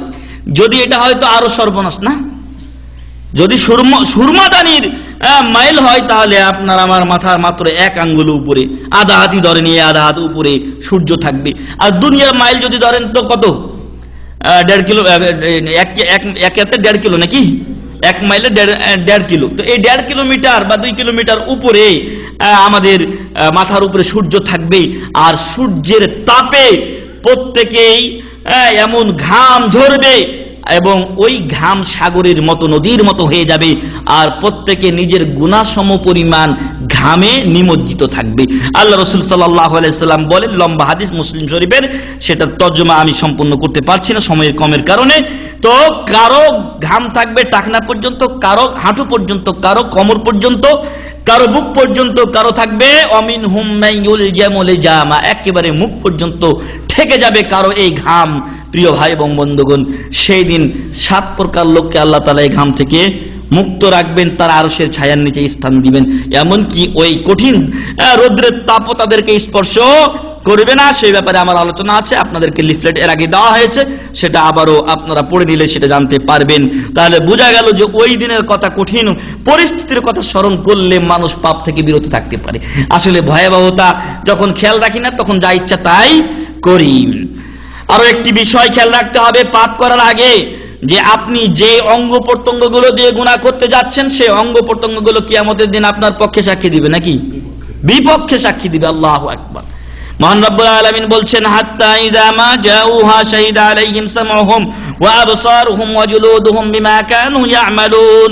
যখন কিয়ামতের দিন মানুষদেরকে উপস্থিত করা হবে, সেদিন তাদের কান, তাদের চোখ এবং তাদের চামড়া তাদের কৃতকর্ম সম্পর্কে সাক্ষ্য দিবে। অতএব এই চামড়াকে, এই হাতকে, এই চোখ মুখকে আপনি ভালো করে খেয়ে দিয়ে হৃষ্টপুষ্ট করবেন। এটা অন্যায়ভাবে, অন্যায় হারাম দিয়ে আপনি খালি খেতে পারলে আর মোটা হতে পারলেই হলো, অথবা পোশাক পরিচ্ছদ পড়তে পারলেই হলো, এমন চিন্তাধারা দূর করে দিন, না হলে এরাই আপনার জন্য কি হবে, কাল হয়ে দাঁড়াবে। আর এক আয়াতে আল্লাহ বলছেন, সূরাতুল ফুসসিলাত, এটা সূরাতুল ফুসসিলাতের অপর নাম হচ্ছে সূরা হামিম আস-সাজদা, এর 20 নম্বর আয়াত। অপর আয়াতে আল্লাহ বলছেন সূরা নূরের 24 নম্বর আয়াতে, ইয়াউমা তাশহাদু আলাইহিম আলসিনাতুহুম, কিয়ামতের দিন জিহ্বা মানুষের বিরুদ্ধে সাক্ষ্য দিবে, ওয়া আইদিহিম তাদের হাত তাদের বিরুদ্ধে সাক্ষ্য দিবে, ওয়া আরজুলুহুম তাদের পা সাক্ষ্য দিবে তাদের বিরুদ্ধে, বিমা কানু ইয়ামালুন যা তারা আমল করত, সেগুলো হাতে মুখে চোখে সবকিছুতেই বলে দিবে। প্রিয় ভাই এবং বন্ধুগণ, দুনিয়াতে পাপ করে গোপনে রাখা যায়, কিন্তু কিয়ামতের দিন এগুলো জাহির হবেই হবে। এই জন্য পাপ করা যেন ভেবে চিন্তে করি এবং পাপ থেকে যেন দূরে থাকার চেষ্টা করি। আল্লাহ তৌফিক দান করুন, আল্লাহুম্মা আমিন। পাপ করার পূর্বে ভেবে দেখা দরকার যে কিয়ামতের দিন পাপিষ্যরা বলবে, ওয়ায়াকুলুনা ইয়া ওয়াইলাতানা মা লিহাযাল কিতাবি লা ইউগাদিরু সাগীরাতান ওয়ালা কাবীরাতান ইল্লা আহসাহা। যখনই পাপ করব তখন এই পাপগুলো আমাদের আমলনামায় লেখা হবে, আর যদি আল্লাহ না করুক, আল্লাহ আমাদেরকে হেফাজত করুন, আল্লাহুম্মা আমিন, পাপিষ্ঠদের কাতারে কেউ শামিল হয়ে যায়, তখন পাপিষ্ঠরা কিয়ামতের দিন বলবে এই আমলনামাগুলো দেখে, যেটার কথা একটু আগে বললাম, ডান হাতে না হয় বাম হাতে, বাম হাতে যাদের আমলনামা দেওয়া হবে তারা বলবে, ইয়া ওয়াইলাতানা, হায় আমাদের আফসোস ও দুর্ভোগ, মা লিহাযাল কিতাবি, আমলনামার কি হলো, লা ইউগাদিরু সাগীরাতান ওয়ালা কাবীরাতান ইল্লা আহসাহা, ছোট বড় কোনটাই ছাড়েনি, সবগুলো এখানে লেখা আছে। সূরাতুল কাহফ 49 নম্বর আয়াত, ওয়াজাদু মা আমিলু হাদিরা ওয়ালা ইয়াযলিমু রাব্বুকা আহাদা। দুনিয়াতে মানুষ যা আমল করবে কিয়ামতের দিন তার আমলনামায় ওটাই হাজির উপস্থিত পাবেন, আর মহান রব্বুল আলামিন কারো উপরে জুলুম করেন না। যদি গুনাহ করতে চায়, পাপ করতে চায়, তার আগে ভেবে দেখা দরকার যে উম্মতে মুহাম্মাদিয়ার এমন কিছু মানুষ কিয়ামতের দিন রাসূলের কাছে উপস্থিত হবে যাদেরকে বামপন্থীদের অন্তর্ভুক্ত করে দেওয়া হবে, নাস্তিকদের অন্তর্ভুক্ত করে দেওয়া হবে, কাফেরদের অন্তর্ভুক্ত করে দেওয়া হবে। আল্লাহ রাসূল সাল্লাল্লাহু আলাইহি ওয়াসাল্লাম বলছেন, আমি হাউজে কাউসারের কাছে তোমাদের আগে গিয়ে উপস্থিত থাকব এবং আমি তোমাদেরকে পানি পান করাবো। তোমাদের আলামত হবে কি, তোমাদের উযুর অঙ্গ প্রত্যঙ্গগুলো জ্বলজ্বল করবে। হঠাৎ করে একদল লোক আসবে, আল্লাহ রাসূল সাল্লাল্লাহু আলাইহি ওয়াসাল্লাম বলছেন ফেরেশতারা তাদেরকে বাধা দিবেন। আমি বলবো, আসহাবী, এরা আমার সাথী, আমার উম্মাত, তাদেরকে তোমরা বাধা দিচ্ছ কেন?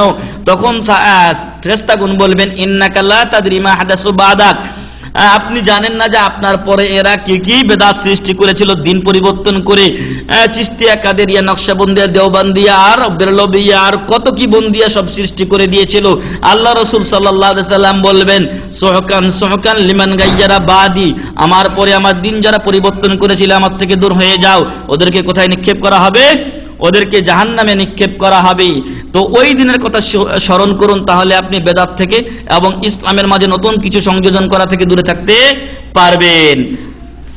এটা হচ্ছে আপনার সহিহুল বুখারীর হাদিস, হাদিস নম্বর 6097।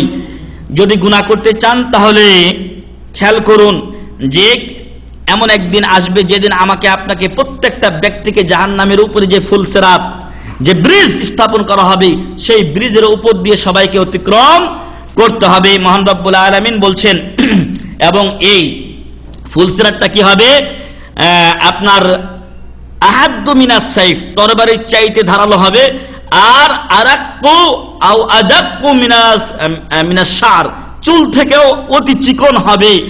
আর আর আর এই যে ফুলসিরাত, এই ফুলসিরাতের দুই ধারে যেই ব্রিজের দুই দিকে যে আপনারা ব্যারিকেড দেখেন, ওই ব্যারিকেডে কি থাকবে, কাঁটা লাগানো থাকবে, আংটা লাগানো থাকবে। মহান রব্বুল আলামিন বলছেন যে ওয়া ইম মিনকুম ইল্লা ওয়ারিদুহা কান আলা রাব্বিকা হাতমান মাকদিয়া, আল্লাহ তাআলার চূড়ান্ত সিদ্ধান্ত হলো প্রত্যেক ব্যক্তিকে ফুলসিরাতের উপর দিয়ে পার হতেই হবে। আল্লাহ রাসূল সাল্লাল্লাহু আলাইহি ওয়াসাল্লাম বলছেন, একদল লোক বিদ্যুতের গতিতে চলে যাবে, আর একদল লোক দ্রুতগামী ঘোড়সওয়ারের মতো যাবে। কেউ আছে মানুষ যেভাবে দ্রুত দৌড়ে যায় ওইভাবে যাবে, এইভাবে আস্তে আস্তে আস্তে আস্তে কমতে থাকবে। আর কিছু লোক আছে যারা তাদের এই পিছনের ওপর ভর করে যাবে। এরপরে কিছু লোক আছে যারা মাখদুস, অর্থাৎ ওই যে আংটা আছে, যখন তারা ওই উপর দিয়ে যাবে তখন আংটাতে তাদের গুনার কারণে তাদের গোস্ত মাংসগুলো কিছু ছিঁড়ে ফেলবে। আল্লাহু আকবার। এই ফুলসিরাত বা এই জেসের ব্রিজ হচ্ছে জাহান্নামের উপরেই। যারা পার হতে পারলেন তো আলহামদুলিল্লাহ, আর পার না হতে পারলে নিচে কি জাহান্নাম, সরাসরি জাহান্নামে নিক্ষিপ্ত হবে। তো হাদিসে, মুসলিম শরীফের হাদিসে বলা হয়েছে যে ফামাখদুসুন, কিছু লোক আছে যে হাতটা ছিঁড়ে পাজর মাদর ইত্যাদি এগুলো ছিঁড়ে মেরে কোন রকম পার হয়ে যাবে। আর ফামিনহুম মাখদুসুন ওয়া মিনহুম মাকদুস, মাকদুস বলা হয় যে কিছু লোক আছে যে ওই আপনার এদিক ওদিক থেকে ছিঁড়তে ছিঁড়তে লাস্টে আর পার হতে পারবে না, ধুম করে পড়ে যাবে জাহান্নামের আগুনে। এর উপরে আরো কিছু পড়বে, মাকদুস মানে জগদ্দাল হয়ে যাওয়া, একটার উপর একটা পড়তে পড়তে এগুলোর মানুষের লাশের পাহাড় জমে যাবে কোথায়? জাহান্নামের ভিতরে। আল্লাহ যেন সেখান থেকে আমাদেরকে হেফাজত করুন, আল্লাহুম্মা আমিন। তো এই চিন্তাটা থাকতে হবে, এই ধ্যান ধারণা থাকতে হবে, পাপ তো করছি, কিয়ামতের দিন ফুলসিরাতে পার হতে হবে, পাপ যদি বেশি হয়ে যায় তাহলে পার হওয়ার কোনো উপায় নেই। প্রিয় ভাই এবং বন্ধুগণ, আমাদের সময় শেষ, সংক্ষেপ করে শেষ করে দিচ্ছি। খেয়াল করুন, যদি পাপ করতে চান তাহলে একদিন মহান রব্বুল আলামিনের কাছে দাঁড়াতে হবে। সেদিন মহান রব্বুল আলামিন আর আমার আপনার মাঝে কোনো দোভাষী থাকবে না, কোনো পর্দা থাকবে না, সরাসরি মহান রব্বুল আলামিন কথা বলবেন। সেদিন মহান রব্বুল আলামিন স্মরণ করিয়ে দিবেন, বান্দা তুমি এই এই এই অন্যায় করেছো। মহান রব্বুল আলামিনের কাছে কি জবাব দেব? এই জবাবদেহিতা একটু চিন্তা করুন, তাহলে গুনাহ থেকে, পাপ থেকে দূরে থাকা সহজ হয়ে যাবে। আরো স্মরণ করুন যে عندما يقول الله العاصي يوم القيامة واتبعوا أحسن ما أنزل إليكم من ربكم من قبل أن يأتيكم العذاب بغتة وأنتم لا تشعرون। কিয়ামতের দিনের ওই সময়ের কথা যখন পাপিষ্ঠরা বলবে, ইয়া হাসরাতা আলা মা ফাররাতু ফি জামবিল্লাহ ওয়া ইন কুনতু লামিনাস সাখিরিন, হায় আফসোস, আল্লাহর হক, আল্লাহর অধিকার আদায়ে আমি কতই না করেছি, ঘাটতি করেছি, কমতি করেছি, আজকে বড় আফসোস হচ্ছে এবং আমি অবশ্যই ক্ষতিগ্রস্তদের অন্তর্ভুক্ত ছিলাম। পাপিষ্ঠদের মতো আমাকে আপনাকে যেন ওই কথা বলতে না হয়। আর এই কথা যখন স্মরণ থাকবে তখন আপনি পাপ কাজ থেকে দূরে থাকবেন। আরো স্মরণ করুন যে জাহান্নামের যে গভীরতা সে সম্পর্কে এবং জাহান্নামের কঠিন শাস্তি সম্পর্কে আরো স্মরণ করুন যে জাহান্নামীদেরকে মুখের উপরে ভর করে ছেঁচড়িয়ে নিক্ষেপ করা হবে। নাউজুবিল্লাহি মিন যালিক। আপনি কি এই দুনিয়াতে রাজি আছেন যে আপনাকে কেউ এই দুনিয়াতে এগুলোর উপরে ছেঁচড়া মুখের উপরে ভর করে? না, এটা আমরা দুনিয়াতে রাজি নাই। তাহলে কিয়ামতের দিন কি কঠিন পরিস্থিতি সৃষ্টি হবে। ওই দিনকে স্মরণ করে আমরা যেন পাপ থেকে দূরে থাকি। আল্লাহ তৌফিক দান করুন, আল্লাহুম্মা আমিন। সহিহ মুসলিমের 5078 নম্বর হাদিসে বর্ণিত হয়েছে, সাহাবাগণের সাথে রাসূল সাল্লাল্লাহু আলাইহি ওয়াসাল্লাম বসেছিলেন, হঠাৎ করে ঠুস করে একটা আওয়াজ শোনা গেল। আল্লাহ রাসূল সাল্লাল্লাহু আলাইহি ওয়াসাল্লাম বললেন যে জানো কি এটা কিসের শব্দ? তখন সাহাবারা বললেন যে আল্লাহ এবং তার রাসূল ভালো জানেন, আমরা জানি না। আল্লাহ রাসূল সাল্লাল্লাহু আলাইহি ওয়াসাল্লাম তখন আল্লাহ রাসূল সাল্লাল্লাহু আলাইহি ওয়াসাল্লাম বললেন যে 70 বছর পূর্বে একটা পাথর জাহান্নামের মুখে ছাড়া হয়েছিল, 70 বছর পরে এটা জাহান্নামের গভীরে বা তলদেশে গিয়ে পৌঁছলো। সুবহানাল্লাহ। এই কঠিন শাস্তি মানুষকে দেওয়া হবে। যদি সে জাহান্নামী হয় সেই জাহান্নামের কথা স্মরণ করতে হবে, তার ভয় থাকতে হবে। আল্লাহ তাআলা আরো অনেক কথাই বলেছেন এই জাহান্নামের ব্যাপারে, সেগুলো বলার সময় নেই।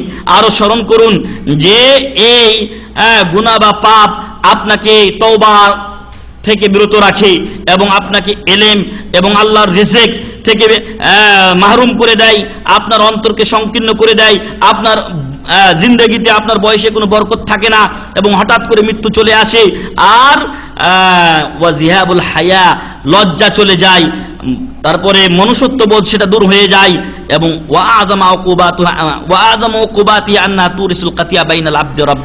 এবং এর চাইতে আরো বড় কঠিন বিষয় হলো যে আপনি যদি পাপে লিপ্ত হয়ে যান তাহলে আল্লাহর সাথে আপনার সম্পর্ক কি হয়ে যায়? ছিন্ন হয়ে যায়। আর আল্লাহর সাথে যার সম্পর্ক ছিন্ন হয়ে যায়, পরকালে তার ক্ষতি ছাড়া কোনো উপায় নেই। তাই সম্মানিত উপস্থিতি, আসুন আমরা গুনাহগার, আমরা যেন আল্লাহর কাছে ক্ষমা চাই, আর গুনাহ করার আগে যেন যে বিষয়গুলো আমরা বললাম সেগুলো স্মরণ করি। মালিক বিন দিনার এর কাছে একজন প্রখ্যাত আলেম এসে বলেছিলেন যে আমি সব গুনাহ থেকে তওবা করেছি, কিন্তু একটা গুনাহ থেকে আমি তওবা করতে পারছি না। তো উনি বললেন তুব ইলাল্লাহ, ওই গুনাহ থেকেও তুমি আল্লাহর কাছে তওবা করো। তখন উনি বললেন যে আমি খুব পরীক্ষা করে দেখেছি কিন্তু পারিনি। তো ওই মালিক বিন দিনার তিনি বললেন যে না, তুমি অবশ্যই তওবা করো। তো বলছে না, আমি পারছি না তওবা করতে ওই গুনাহ থেকে। তখন তিনি বললেন যে আসআলুকা আসইলা, আমি তোমাকে কয়েকটা প্রশ্ন জিজ্ঞাসা করি, তুমি উত্তর দাও। ক্বালা সাল, তখন ওই আলেম বললেন যে তাহলে আপনি জিজ্ঞাসা করুন আমাকে। ক্বালা, এবার মালিক বিন দিনার রাহমাতুল্লাহ আলাইহি বলছেন যে ইযা আরাদতা আন তাসিল্লাহ ফাখরুজ মিন আরদিহি। প্রিয় ভাই এবং বন্ধুগণ, যদি আপনি গুনাহ করতেই চান তাহলে আল্লাহর জমিন বা ভূখণ্ড থেকে বের হয়ে যান। পারবেন কেউ? পারবেন? আল্লাহর জমিন ভূখণ্ড থেকে বের হয়ে গিয়ে আপনি পাপ করবেন? যেই আল্লাহর জমিনে আপনি চলাফেরা করছেন, সেই আল্লাহর আদেশের অবাধ্য হচ্ছেন আপনি। এখানে মালিক বিন দিনার বলছেন যে একটা লোক আপনাকে খুব সুন্দরভাবে আপ্যায়ন করালো, খাবার দাবার খাওয়ালো, মেহমানদারি করলো, আর আপনি মেহমান খেয়ে দিয়ে খুব আরাম আয়েশ করার পরে যখন বাড়ি থেকে বের হয়ে যাচ্ছেন, তখন একটা লাঠি নিয়ে তখন আপনার মেজবানকে দুইটা বাড়িটা মেরে দিলেন আপনি। এটা কি সমীচীন? না, এটা সমীচীন নয়। ঠিক তদ্রূপ আপনি আল্লাহর নিয়ামত ভোগ করবেন আর আপনি আল্লাহর অবাধ্য হবেন, অসম্ভব ব্যাপার। উনি বললেন যে না, এটা কি করে সম্ভব, এটা তো পারা যাবে না। উনি বললেন মালিক বিন দিনার উখরুজ মিন আরদিল্লাহ, আল্লাহর জমিন থেকে তুমি বের হয়ে যাও। ক্বালা ওয়া আইনা আখরুজু ওয়াল আরদু আরদুল্লাহি ওয়াল মুলকু মুলকুল্লাহ, কোথায় আমি বের হয়ে যাব? সারা বিশ্ব তো মহান রব্বুল আলামিনের, সকল জমিন তো আল্লাহর। ক্বালা ওয়া ইযা আরাদতা আন তাসিল্লাহ ফালা তাকুল মিন রিজকিল্লাহ, আল্লাহর অবাধ্য হতে চাইলে আল্লাহর রিজিক তুমি ভক্ষণ করিও না। আতাকুলু নি'মাল্লাহি ওয়া তাসিল্লাহ, আল্লাহর নিয়ামত খাবে আর আল্লাহর তুমি অবাধ্য হবে। ক্বালা মিন আইনা আকুলু ওয়ালা রিজকা ইল্লা রিজকুল্লাহ, কোথা থেকে আমি খাবো? আল্লাহর রিজিক ছাড়া আর কোনো রিজিক নেই।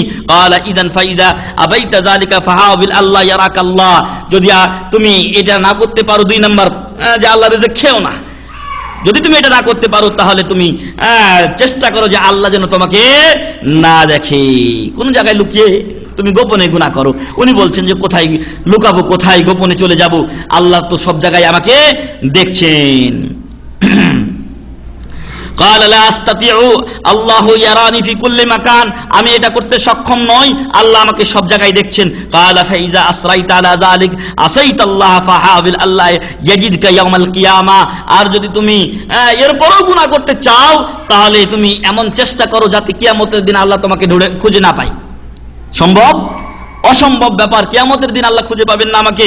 فانه ان وجدك عذبك عذابا عظيما, যদি আল্লাহ তোমাকে পেয়ে যান তাহলে তোমাকে কিন্তু আল্লাহ কঠিন শাস্তি দিবেন, আর আল্লাহ পাবেন না নাকি? আপনাদের ওই ঘটনা জানা আছে না, যেই লোক তার ছেলেদেরকে বলেছিল যে আমাকে পুড়াবে, পুড়িয়ে পিষিয়ে তারপরে পানিতে ফেলে দিবে, পাহাড়ে ফেলে দিবে, তারপরে বাতাসে উড়িয়ে দিবে, কিন্তু পরক্ষণে আল্লাহ বলেছিলেন কুন ফাকান, হয়ে যা, মানুষ সুন্দর, সে মানুষ হয়ে গিয়েছিল। তো সেই লোক বলল যে লা মাফারা ওয়ালা মালজা ওয়ালা মুলতাজা মিন আল্লাহ ইল্লা ইলাই, যে আল্লাহ ছাড়া অন্যের কাছে পালানোর কোনো জায়গা নেই। সুম্মা আখাযা ইয়াবকি ওয়া ক্বালা উশহিদুকা আন্নী আতুবু ইলাল্লাহ, এরপর ওই মালিক বিন দিনারের হাত ধরে তিনি কাঁদতে কাঁদতে বললেন যে আপনাকে আমি সাক্ষী রেখে বলছি যে আমি ওই গুনাহ থেকেও কি করলাম? তওবা করলাম। সুবহানাল্লাহ। যদি পাপ একান্ত করতে চান, এরকম যদি কেউ নাস্তিক হয়ে যায়, তাহলে ওই নাস্তিককে আমরা বলতে চাই আল্লাহর ভূখণ্ড থেকে চলে যা। যদি তা না পারিস তাহলে আল্লাহর রিজিক খাইস না, আর যদি তাও না করিস তাহলে তুই এমন জায়গায় চলে যা যেখানে আল্লাহ তোকে দেখে না।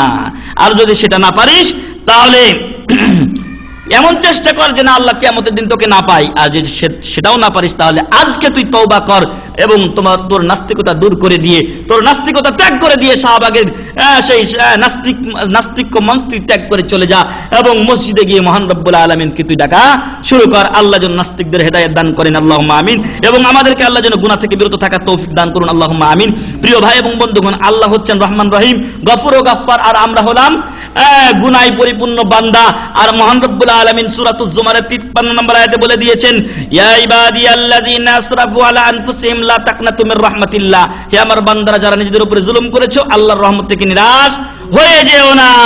ইন্নাল্লাহা ইয়াগফিরুয যুনুবা জামিআ, আল্লাহ সকল গুনাহ মাফ করেন। ইন্নাহু হুয়াল গফুরুর রহিম, নিশ্চয় আল্লাহ তাআলা অতি ক্ষমাশীল এবং অতি দয়ালু। সূরাতুজ জুমার 53 নম্বর আয়াত। অতএব গুনাহ যদি মানুষের দ্বারা হয়ে যায় এবং হবে, এটা স্বাভাবিক, তবে সাথে সাথে আল্লাহর কাছে তওবা করতে হবে। মহান রব্বুল আলামিন আমাদের দ্বারা যে সকল গুনাহ হয়েছে সেই গুনাহগুলোকে আল্লাহ মাফ করে দিন, আল্লাহুম্মা আমিন। বরং সেই গুনাহগুলিকে আল্লাহ তাআলা নেকির দ্বারা পরিবর্তন করুন, আল্লাহুম্মা আমিন। এবং আমাদেরকে যখন গুনার কাজ, পাপের কাজ সামনে আসে, তখন যেই কথাগুলো বললাম সেগুলোর যে কোনোটি স্মরণে নিয়ে এসে আল্লাহ যেন আমাদেরকে পাপ থেকে দূরে থাকা তৌফিক দান করেন, আল্লাহুম্মা আমিন। আল্লাহ যেন আমাদেরকে শয়তানের ওয়াসওয়াসা থেকে রক্ষা করেন, আল্লাহুম্মা আমিন। আল্লাহ যেন আমাদের দেশের মানুষদেরকে বুঝ দান করেন, আল্লাহুম্মা আমিন। আল্লাহ যেন আমাদের দেশের সরকারকে হেদায়েত দান করেন, আল্লাহুম্মা আমিন। এবং যে নাস্তিকগুলো আছে আল্লাহ যেন সেই নাস্তিকদেরকে হেদায়েত দান করেন, আল্লাহুম্মা আমিন।